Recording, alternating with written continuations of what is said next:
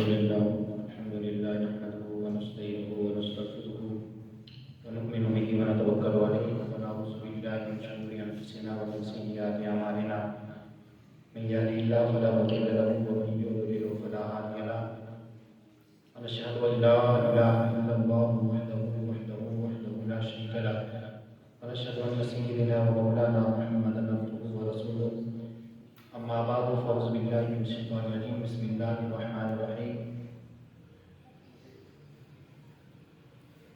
واعتصموا بحبل الله جميعا ولا تفرقوا آمنت بالله صدق الله العظيم ان الله وملائكته يصلون على النبي يا ايها الذين امنوا صلوا عليه وسلموا تسليما اللهم صل على سيدنا مولانا محمد وعلى ال سيدنا مولانا محمد وبارك وسلم الصلاة والسلام عليك يا سيدي يا رسول الله الصلاة والسلام عليك يا سيدي يا نبي الله وعلى آلك وأصحابك يا سيدي يا رحمة للعالمين بلغ العلا بكماله كشف الدجى بجماله حسنت جميع خصاله صلوا عليه وآله اللہ کریم کی بے حد حمد و ثنا درود احمد نبی دوار محمد مصطفیٰ محمد مصطفیٰ صلی اللہ علیہ وسلم آپ کی بارگاہ کے اندر پیش کرنے کے بعد محترم بزرگ و دوستو، جس طرح کہ آپ کو معلوم ہے کہ یہ ماہ مقدس رجب شریف کا ہے اور اس میں بزرگان دین کے عروس بھی منائے جاتے ہیں۔ آج میں نے جو آپ حضرات کے سامنے قرآن کریم فرقان حمید میں سے آیت مبارکہ کا ایک حصہ تلاوت کیا ہے، اس کے متعلق چند معلومات آپ حضرات کے سامنے رکھوں گا۔ اللہ رب العزت نے ارشاد فرمایا وَاعْتَصِمُوا بِحَبْلِ اللَّهِ جَمِيعًا وَلَا تَفَرَّقُوا، کہ اللہ کی رسی کو مضبوطی سے تھام لو اور آپس میں تفرقہ نہ ڈالو۔ اس آیت کا شان نزول کیا ہے اور اس اللہ کی رسی سے مراد کیا ہے، حبل اللہ سے مراد کیا ہے؟ مفسرین کرام نے اس حبل اللہ سے بہت ساری مرادیں کی ہیں، مگر بات کرتے ہیں جو آج کا موضوع بھی میرا ہے، چھٹے امام حضرت امام جعفر صادق رضی اللہ تعالیٰ عنہ، آپ سے کہ آپ اس کی تفسیر بیان کرتے ہیں کہ وَاعْتَصِمُوا بِحَبْلِ اللَّهِ جَمِيعًا، کہ اللہ کی رسی کو مضبوطی سے تھام لو۔ یہ اللہ کی رسی سے مراد امام الانبیاء صلی اللہ علیہ وسلم کی اہل بیت ہے۔ وَلَا تَفَرَّقُوا، اور اس میں تفرقہ نہ ڈالو۔ اسی رجب کے مہینے میں ایک روایت کے مطابق 15 رجب کو چھٹے امام حضرت امام جعفر الصادق رضی اللہ تعالیٰ عنہ آپ کی وصال پاک کا دن بھی ہے۔ اور یہ امام جعفر الصادق یہ کون ہے؟ ہم نے شروع سے سن رکھا ہے کہ یہ کسی اور کے اغیار کے ہیں، لیکن یاد رکھیے گا اہل سنت و جماعت کے یہ امام ہیں جن کو 12 امام کہتے ہیں۔ امام حضرت علی، امام حضرت حسن، امام حضرت حسین، حضرت امام زین العابدین، امام باقر علیہ السلام، امام جعفر علیہ السلام اور امام موسیٰ کاظم علیہ السلام، حضرت امام علی رضا، امام نقی، امام تقی، امام مہدی، یہ 12 امام ہمارے ہیں، یہ کسی اغیار کے نہیں ہیں۔ لیکن افسوس کہ ہم نے ان کی زندگیوں کو نہ دیکھا، افسوس کہ ہم نے تاریخ کا مطالعہ نہیں کیا، افسوس کہ ان کی جو زندگی ہے ان کو پڑھا نہیں ہے۔ یہ چھٹے جو امام ہیں امام جعفر الصادق رحمہ اللہ رضی اللہ تعالیٰ عنہ، یہ کون ہے؟ ان کا شجرہ نسب کیا ہے؟ یہ دادا سے ان کا نسب حضرت علی مرتضیٰ رضی اللہ تعالیٰ عنہ سے جا ملتا ہے۔ حضرت امام جعفر صادق علیہ السلام یہ بیٹے ہیں حضرت امام باقر علیہ السلام کے، اور حضرت امام باقر علیہ السلام بیٹے ہیں حضرت امام زین العابدین کے، اور حضرت امام زین العابدین علیہ السلام یہ بیٹے ہیں حضرت امام حسین کے، اور حضرت امام حسین علیہ السلام یہ بیٹے ہیں حضرت مولا علی کے۔ یہ ان کا دادا کی طرف سے نسب ہے۔ اور حضرت امام جعفر الصادق کا جو نانا کی طرف نسب چلا وہ یہ چلا کہ آپ کی والدہ محترمہ جن کا نام ہے ام فروا رضی اللہ تعالیٰ عنہ، یہ بیٹی ہیں حضرت قاسم کی، اور جو قاسم ہیں وہ جو بیٹے ہیں حضرت محمد بن ابی بکر کے، اور وہ بیٹے ہیں محمد بن ابی بکر یہ بیٹے ہیں حضرت ابوبکر صدیق رضی اللہ تعالیٰ عنہ سے۔ تو حضرت امام جعفر الصادق کا جو دادا کا خاندان ملتا ہے وہ جا کر حضرت علی مرتضیٰ سے ملتا ہے، اور جو آپ کا نانا کی طرف سے خاندان ملتا ہے وہ حضرت ابوبکر صدیق رضی اللہ تعالیٰ عنہ سے ملتا ہے۔ اور یہ اتنے بڑے ولی تھے، اتنے بڑے فقیہ تھے، اور اتنے بڑے علم رکھنے والے تھے۔ اور جب یہ ان کی ولادت پاک ہوئی تو اس وقت آپ کے پیارے والد محترم حضرت امام باقر علیہ السلام مدینہ المنورہ کی جامع مسجد نبوی شریف میں علم پڑھا رہے تھے، اور ان کو پتہ چلا کہ بیٹا پیدا ہوا ہے۔ اور پھر جب آپ کے پیارے دادا حضرت امام زین العابدین علیہ السلام کو جب پتہ چلا کہ میرا پوتا پیدا ہوا ہے، پھر حضرت امام زین العابدین علیہ السلام آئے، اپنے پوتے کو اٹھایا اور اپنی گود میں ڈال دیا۔ روایت کے مطابق کہ آپ کے کانوں میں جو آذانیں پڑی یہ حضرت امام زین العابدین علیہ السلام نے پڑھی تھی۔ اور حضرت امام جعفر الصادق علیہ السلام جنہوں نے براہ راست تعلیم جو حاصل کی وہ اپنے باپ امام باقر علیہ السلام سے اور اپنے دادا امام زین العابدین علیہ السلام سے کی، اور اتنا بڑا وقار تھا، اتنے بڑے وکیل ولی اور فقیہ تھے، اتنے بڑے امام تھے کہ آپ کی 5 سال کی عمر تھی، آپ نے پہلا فتویٰ جاری کر دیا۔ آج 5 سال کا بچہ ہمارا اتنا صحیح بولنے کی قابل بھی نہیں ہوتا، لیکن امام جعفر الصادق رحمۃ اللہ علیہ السلام کو دیکھیے، 5 سال کی عمر میں کوئی سوال کرتا ہے، اس کے جواب میں میرے امام قرآن کی آیات پڑھ کر اسے مسئلہ بتاتے ہیں۔ یہ حضرت امام جعفر الصادق رحمہ اللہ تعالیٰ عنہ آپ کا خاصہ تھا۔ اور اس سے بڑھ کر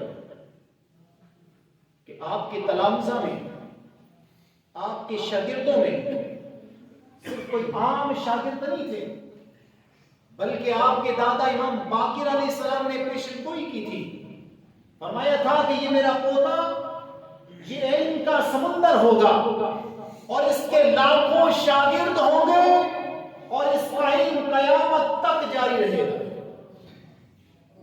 اور ان کے شاگردوں میں حضرت امام مالک، حضرت امام ابو حنیفہ رحمہ اللہ براہ راست ان کے شاگرد ہیں، کیونکہ یہ فقہ کے 4 امام ہیں، حضرت امام مالک، حضرت امام ابو حنیفہ رحمہ اللہ جن کے ہم مقلد ہیں، حضرت امام شافعی اور حضرت امام حنبل، یہ 4 فقہ کے امام ہیں۔ لیکن یہ 4 فقہ کے جو امام ہیں انہوں نے تعلیم کہاں سے حاصل کی؟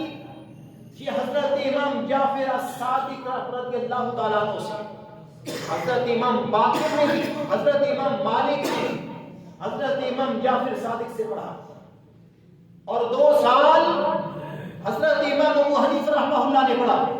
اور وہ امام ابو حنیفہ رحمہ اللہ کہ علامہ اقبال کہتے تھے کہ اگر پیارے امام ابو حنیفہ رحمہ اللہ مٹی کو کہے کہ یہ سونا ہے اور اس کو اتنے دلائل پیش کریں گے کہ وہ سامنے والا مان لے گا کہ یہ مٹی نہیں بلکہ سونا ہے، اتنے بڑے شاگرد، یہ فقہ کے امام، یہ شاگرد ہیں حضرت امام جعفر الصادق علیہ السلام کے. اور یہ حضرت امام جعفر الصادق علیہ السلام آپ کا اتنا علم تھا، آپ فرماتے تھے کہ لوگوں تم نے گھرانے نبوت کو صرف سنا ہے، اہل بیت کو صرف دیکھا ہے، اگر ان سے تعلیم حاصل کرتے، ان کی زندگیوں کو پڑھتے تو تمہیں اغیار کے پاس جانے کی ضرورت نہ پیش آتی. آپ فرماتے ہیں کہ میں زمین پر بیٹھ کر آسمان پر رہنے والے فرشتوں کی گفتگو بھی سن لیتا ہوں. یہ خاصہ ہے حضرت امام جعفر الصادق کا، ان کا یہ مرتبہ اور مقام یہ ہے کہ وہ زمین پر بیٹھ کر آسمان کے فرشتوں کی گفتگو سن لیتے ہیں، لیکن ان کے مقام، ان کے والد امام باقر کا کیا مقام ہوگا، ان کے والد امام زین العابدین کا مقام کیا ہوگا، ان کے والد حضرت امام حسین کا مقام کیا ہوگا، اور ان کے والد حضرت امام علی رضی اللہ تعالیٰ عنہ کا مقام کیا ہوگا، جن کے پڑپوتوں کا یہ عالم ہے کہ وہ زمین پر بیٹھ کر آسمان کے فرشتوں کی گفتگو سن لیتے ہیں. اب حضرت علی مرتضیٰ رضی اللہ تعالیٰ عنہ سے پوچھتے ہیں کہ علی اتنا علم آپ نے لیا کہاں سے ہے؟ تو حضرت علی رضی اللہ تعالیٰ عنہ فرماتے ہیں کہ جب امام الانبیاء صلی اللہ علیہ وسلم کو غسل دیا گیا، میں نے دیکھا مولوی کریم علیہ السلام کے ان ابروؤں میں ایک پانی کا قطرہ موجود ہے، اور میں نے دیکھا کہ آپ کی ناف پاک کے اندر بھی ایک پانی کا قطرہ موجود ہے. میں نے امام الانبیاء کے ابروؤں پر ایک پانی کے قطرے کو، آپ کی ناف میں جو پانی کا قطرہ اٹکا ہوا تھا، ان دونوں قطروں کو میں نے پی لیا. جب میں نے پیا، تمام زمینوں کا علم میرے اندر آ گیا، آسمانوں کا علم میرے اندر آ گیا. میں آسمانوں کو بھی اس طرح دیکھتا ہوں جس طرح سامنے زمین کو دیکھتا ہوں، ساتوں زمینوں کو بھی اس طرح دیکھتا ہوں جس طرح میں یہ سامنے ہاتھ کو دیکھتا ہوں. یہ حضرت علی مرتضیٰ رضی اللہ تعالیٰ عنہ کا کرم ہے. اور آج جتنے بھی علم ہیں دنیا میں، ان کا منبع حضرت امام جعفر الصادق رضی اللہ تعالیٰ عنہ ہے. آپ نے سن رکھا ہے کہ آج میرے دوست کالجوں میں پڑھتے ہیں، ہمیں یونیورسٹیوں میں پڑھایا گیا کہ کیمیا کا موجد، کیمسٹری کا موجد، سائنس کا موجد، طب کا موجد یہ جابر بن حیان ہے، ایٹم کا موجد جابر بن حیان ہے. لیکن آؤ جابر بن حیان سے پوچھتے ہیں کہ جابر بن حیان تم نے یہ علم کہاں سے لیا ہے؟ جابر بن حیان اپنے قلم اور کاغذ لے کر جن کی انتظار میں کھڑا رہتا تھا انہیں امام جعفر الصادق کہا جاتا ہے. حضرت امام جعفر الصادق رضی اللہ تعالیٰ عنہ نے جو طب کا علم ہے، جو سائنس کا علم ہے، یہ آپ نے اپنے والد حضرت امام باقر علیہ السلام سے لیا تھا. باقی تمام علوم آپ نے اپنے پیارے دادا حضرت امام زین العابدین سے لیے تھے. آج لوگ کہتے ہیں کہ اسلام اور دنیا میں یہ سائنس ہے، اس میں آپس میں مطابقت نہیں ہے. تو نے علم پڑھا ہی نہیں ہے، تو نے سائنس کے موجودوں کو دیکھا ہی نہیں ہے. پڑھتے تو تمہیں پتہ چلتا یہ تمام جو چیزیں ہیں یہ مرہون منت ہے اللہ رب العزت کے دین کی.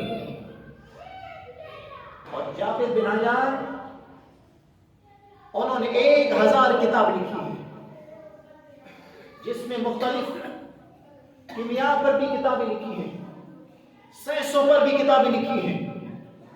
اور یہاں پر چھوڑ کر میں آپ کو بتاتا ہوں کہ جابر بن حیان حضرت امام جعفر الصادق رضی اللہ تعالیٰ عنہ آپ کی بارگاہ میں موجود تھا اور کہنے لگا کہ حضور، جو تحقیق کی گئی ہے اس میں کہا گیا ہے کہ سورج کی روشنی سب سے زیادہ، سورج کے بعد زیادہ روشنی میں جو ستارہ مشتری ہے وہ بڑا ہے۔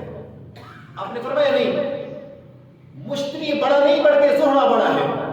لیکن آج دنیا کی تحقیق اس بات تک پہنچ چکی ہے، سائنسدان اس بات تک پہنچ چکے ہیں کہ جو صدیوں سے پہلے میرے امام جعفر الصادق نے کہا تھا کہ مشتری بڑا نہیں بلکہ زہرہ ہے، آج وہ کہتے ہیں کہ مشتری سے بڑا زہرہ ستارہ ہے۔ یہ آج تحقیق کر رہے ہیں۔ میرے امام نے تو صدیوں سے پہلے کہہ دیا تھا کہ لوگوں، مشتری بڑا نہیں ہے بلکہ زہرہ بڑا ہے روشنی میں۔ اور جابر بن حیان، اس سے پوچھا جائے کہ تو نے یہ علم کہاں سے لیا ہے؟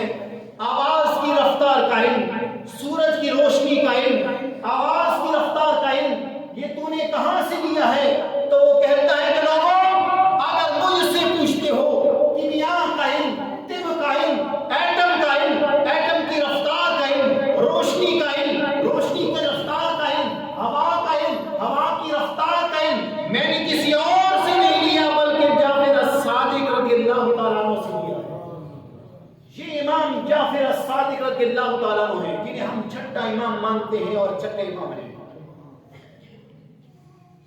اور میں کہہ رہا تھا کہ اس مسلمان سائنسدان نے، جابر بن حیان نے 1000 کتابیں لکھی ہیں، لیکن ان 1000 کتابوں میں سے 600 کتابیں ایسی ہیں کہ جس میں اس نے لکھا ہے کہ اس کا نسخہ بھی، اس کا علم بھی میں نے امام جعفر الصادق سے لیا ہے، اس بات کا علم بھی میں نے امام جعفر الصادق سے لیا ہے، بلکہ 600 کتابوں میں وہ جتنے اس نے تجربات لکھے ہیں، جتنا علم لکھا ہے، وہ کہتا ہے کہ یہ سارے کا سارا میں نے امام جعفر الصادق سے لیا ہے۔ یہ تو علم العادات کے موجب حضرت امام جعفر الصادق ہیں، علم نجوم کے موجب حضرت امام جعفر الصادق ہیں، ایٹم کے موجب حضرت امام جعفر الصادق ہیں۔ وہ امام اللہ رب العزت نے جتنا علم حضرت امام الانبیاء صلی اللہ علیہ وسلم کو عطا کیا تھا، حضرت علی مرتضیٰ رضی اللہ تعالیٰ عنہ کو دیا، وہاں سے حضرت امام حسین میں آیا، وہاں سے حضرت امام زین العابدین میں آیا، وہاں سے حضرت امام باقر سے آ کر حضرت امام جعفر الصادق میں آیا۔ اور تمام یہ چاروں فرقہ کے امام، ان کا تعلق حضرت امام جعفر الصادق سے ہے۔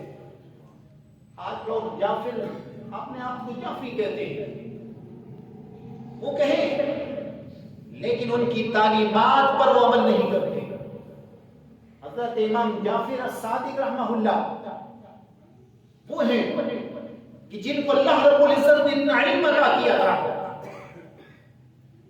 اور اتنے اللہ رب العزت کے بڑے ولی تھے، ولایت میں بھی آپ کا مرتبہ اور مقام بلند تھا، علم میں بھی آپ کا مرتبہ اور مقام بلند تھا، بلکہ آپ مسجد نبوی شریف میں رات کو نوافل ادا کر رہے تھے تو ایک مسافر وہاں پہ سویا ہوا تھا،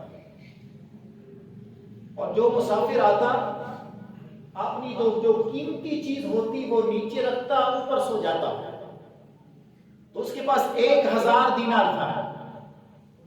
دینار چونکہ سونے کا ہوتا ہے، 1000 دینار اس نے نیچے رکھا، اوپر سو گیا۔ وہ حضرت امام جعفر الصادق کو نہیں پہچانتا تھا۔ رات کو آپ اللہ کی عبادت کر رہے تھے، اس نے جب وہ تھوڑا سا اٹھا تو جہاں اس نے رقم رکھی تھی، دینار رکھے تھے، وہ بھول گیا۔ جب اس نے دیکھا تو وہاں پر 1000 دینار نہیں تھے، تو سامنے حضرت امام جعفر الصادق وہاں پہ کھڑے تھے، نماز پڑھ رہے تھے. تو کہنے لگا کہ آپ نے میری چوری کر لی ہے، 1000 دینار آپ نے میرا چوری کر لیا ہے. آپ نے فرمایا تیرا 1000 دینار تھا؟ کہنے لگا حضور 1000 دینار تھا. فرمایا میرے ساتھ چلو. چلے جہاں حضرت امام حسین رضی اللہ تعالیٰ عنہ کا گھر مبارک تھا، وہیں حضرت امام جعفر الصادق کا گھر تھا. وہاں اندر گئے، 1000 کے بدلے 2000 دینار لے کر آئے اور اس بندے کو عطا کر دیے. فرمایا لے لو. نماز میں مشغول ہو گئے.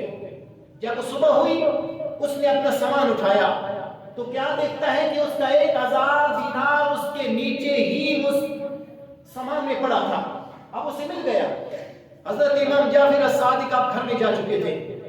ڈھونڈتے ہوئے یہ چلا آیا اور حضرت امام جعفر الصادق سے کہنے لگا حضور میرے 1000 دینار مل چکے ہیں، آپ یہ 2000 دینار واپس لے لیں.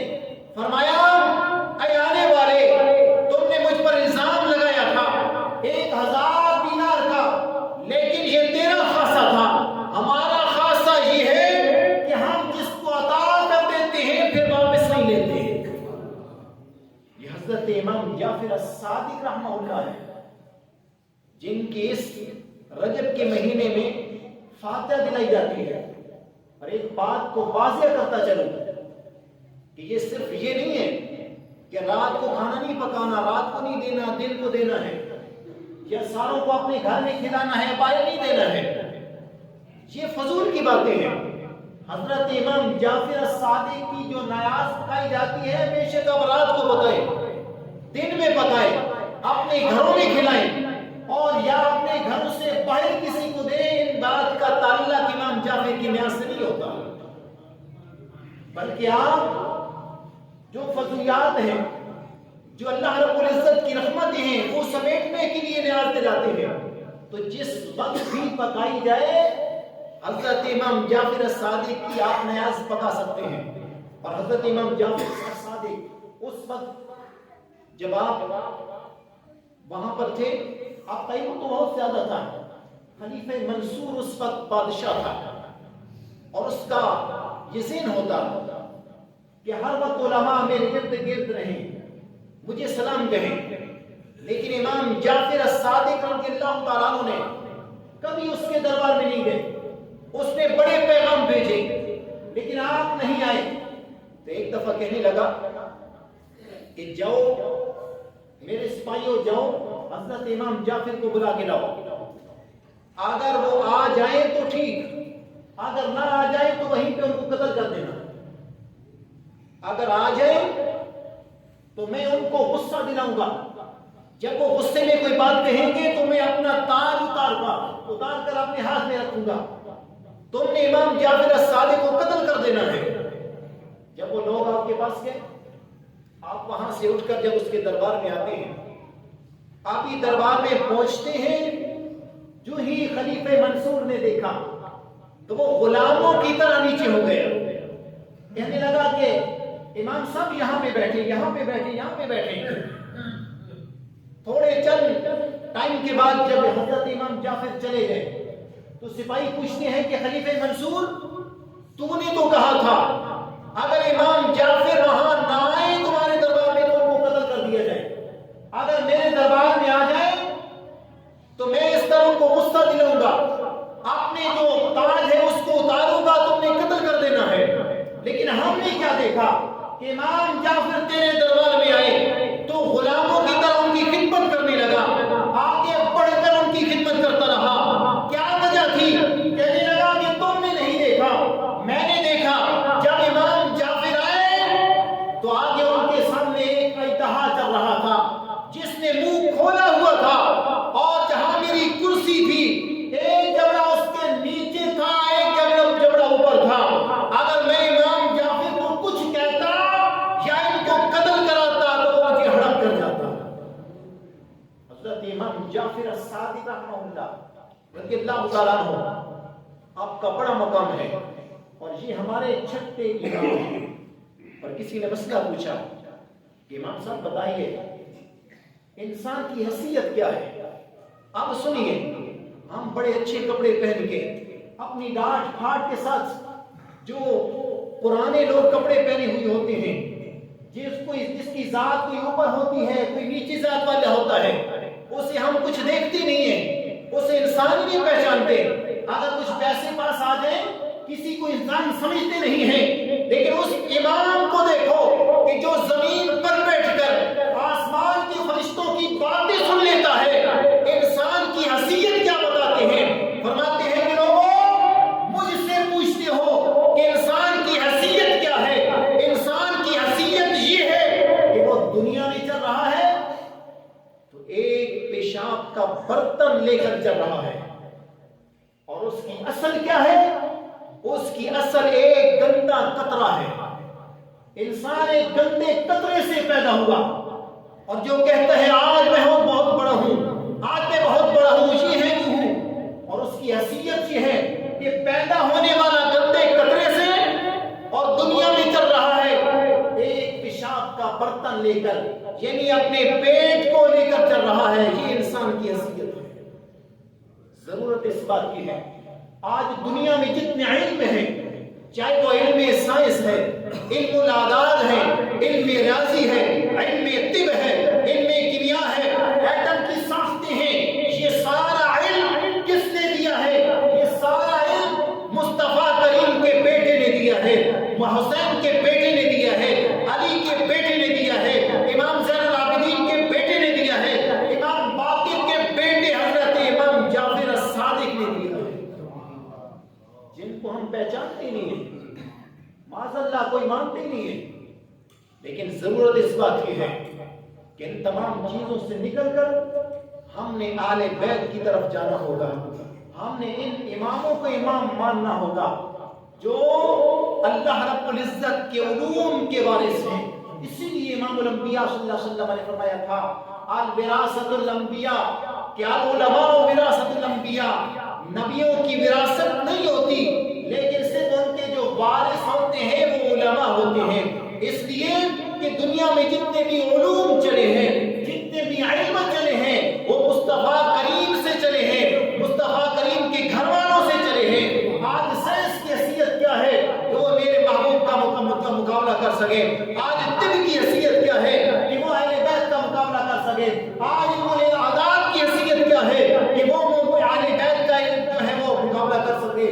ضرورت اس بات کی ہے کہ ہم نے اماموں کو بھی ماننا پڑے گا، اہل بیت کو بھی ماننا پڑے گا، مصطفیٰ کے گھر والوں کو بھی ماننا پڑے گا، اور در والوں کو بھی ماننا پڑے گا۔ اللہ رب العزت کی بارگاہ کے اندر دعا ہے کہ الہ العالمین ہمیں اس سے محبت رکھنے کی توفیق عطا فرمائے۔